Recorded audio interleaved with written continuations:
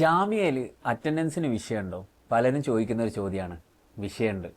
കാരണം സാക്ഷാൽ ഷാറൂഖ് ഖാനെ വരെ അറ്റൻഡൻസ് ഇല്ലാത്തതിൻ്റെ പേരിൽ എക്സാം എഴുതിപ്പിക്കാത്ത യൂണിവേഴ്സിറ്റിയാണ്. क्योंकि मैं इस वक्त टेलीविजन सीरियल फौजी शुरू कर चुका था, तो थोड़ी अटेंडेंस में तकलीफ थी, जो आज भी मेरी फिल्म की शूटिंग में रहता है कि मेरी अटेंडेंस में थोड़ी तकलीफ रहती है. നമ്മൾ ജാമ്യനെ പറ്റി നോക്കുകയാണെങ്കിൽ NIRF റാങ്കിങ്ങിൽ 4ാം സ്ഥാനത്തും അതേപോലെ തന്നെ നാക് A++ ഗ്രേഡോട് കൂടിയിട്ടുള്ള ഒരു യൂണിവേഴ്സിറ്റിയാണ്. 240ഓളം ഏക്കർ വിസ്തീർണമുള്ള ഇതേ യൂണിവേഴ്സിറ്റിയിലാണ് വീരേന്ദർ സെവാഗും അതേപോലെ തന്നെ AR കിദ്വായിനെ പോലെയുള്ള ആളുകളും ഒരുപാട് സിവിൽ സർവൻസും പഠിച്ചിട്ടുള്ളത്.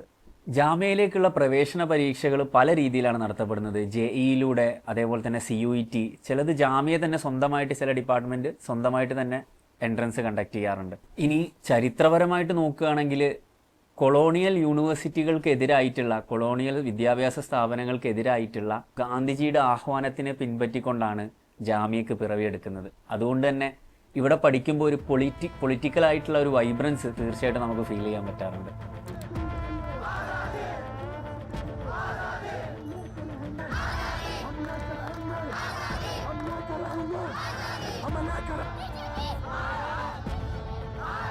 ഡൽഹിയിലെ ഒരു സെൻട്രൽ യൂണിവേഴ്സിറ്റിയിൽ പഠിക്കാൻ ആഗ്രഹിക്കുന്ന എല്ലാവർക്കും എന്തുകൊണ്ടും one of the best option Jamia Millia Islamia തന്നെയാണ്.